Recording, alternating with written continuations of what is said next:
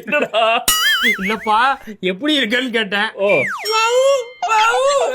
இது அப்படின்னா என்னப்பா ஆளையே பார்க்க முடியல அப்படின்னு சொல்லி கேட்டேன். இதுக்கப்புறம் ஒண்ணு பண்ற பாரு.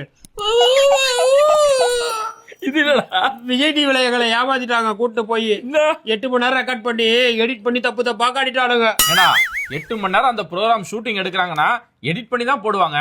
நீ ரிப்பீட்டட்ல பேசுவ, உப்பு சப்பு இல்லாத மேட்டர் எல்லாம் பேசுவ, அதெல்லாம் சேர்த்து 8 மணி நேரம் தான் போடணும். அப்படின்னா அந்த ப்ரோக்ராம் நீ உட்காந்து பாப்பியா? சரி கேட்க மறந்துட்டேன். ஏன் அப்படி நாய் மாதிரி கத்துற? நாங்கெல்லாம் டாக் லவர். அப்ப நாங்களா? நீங்கெல்லாம் டாக் ஹேட்டர்.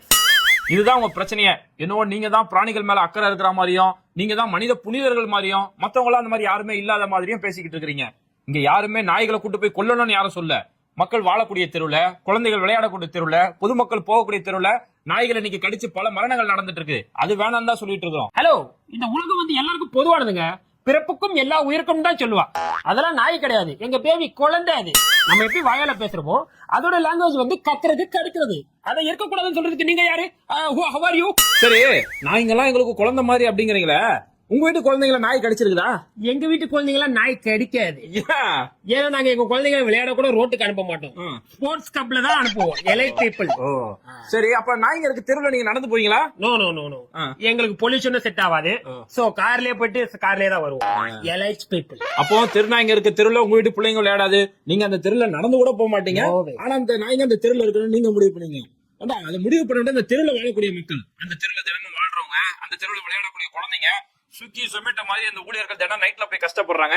இவங்க தான் அங்க நாய் இருக்கணுமா வேணான்றதே முடிவு செய்யணும். இல்ல உங்க எல்லாம் கொசு கடிச்சா என்ன பண்ணுவீங்க? பட்னாஷா பொட்டு போயிடும். உங்க வீட்டுல கருப்பாம்பூச்சி எல்லாம் வந்துச்சுன்னா என்ன பண்ணுவீங்க? ஹிட் வாங்குவோம். கருப்பு ஹிட். இல்லப்பா, உங்க வீட்டுல பாம்பே பூந்துருச்சு, அதுக்கு என்ன பண்ணுவேன்? பாம்பு வந்தா ஃபயர் சர்வீஸ்க்கு போன் பண்ணி பிடிச்சு கொடுப்போம். அப்ப நீங்க பாதிக்கப்பட்டாதான் உங்களுக்கு உயிர், மத்தவங்க பாதிக்கப்பட்டா. அதனால திரும்பவும் சொல்றேன், இந்த தெருநாய் இருக்கணுமா வேணாமாங்கிறத அந்த தெருவு தினமும் பயன்படுத்தக்கூடிய மக்கள் தான் முடிவு செய்யணும். ஏன்னா அங்கதான் தெருவுல பிள்ளைங்க விளையாடும் போது பிள்ளைங்களை நாய் கடிச்சு அந்த பிள்ளைங்க மரணிச்சுக்கிட்டு இருக்குது. ஒருத்தர் வேலைக்கு போயிட்டு நிம்மதியா வர முடியல. இன்னைக்கு டெலிவரி பாய் எல்லாம் அவங்க வேலை செய்யறதே உயிரை கையில பிடிச்சி வேலை செய்யக்கூடிய ஒரு நிலைமை ஏற்பட்டு இருக்கு. சமீபத்துல அசோக் நகர்ல ஒருத்தர 600 பிள்ளை நாய் கடிச்சு அநியாயமா ஒரு குடும்ப தலைவரை பறி கொடுத்துட்டு இன்னைக்கு அந்த குடும்பமே நடுத்தரல நின்றுட்டு இருக்குது. நீங்க ஈஸியா ஏசி ரூம்ல உட்காந்துக்கிட்டு நீங்க தான் புனிதர் அப்படிங்கிற மாதிரி மக்கள் சாவறதை வச்சு உட்காந்து வேடிக்கை தான் நீங்க பாத்துட்டு இருப்பீங்க. அதனால உங்களுக்கு அப்படி தெருநாய் தெருவுல தான் இருக்கணும், தெருநாய்களாம் அப்ப பேபி அதுங்களா இருக்கணும் அப்படின்னீங்கன்னா நீங்க இவ்வளவு பேசுற நீங்க ஆளுக்கு 2 நாய் உங்க வீட்டுக்கு தத்தெடுத்துட்டு போயிருங்க. நாங்க எப்படிப்பா தெருநாயெல்லாம் தத்தெடுக்கிறது?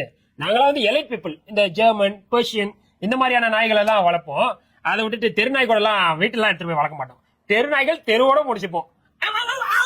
இது என்னடா? கேடி டிவிக்கு சப்ஸ்கிரைப் பண்ணுங்கன்னு சொன்னேன்.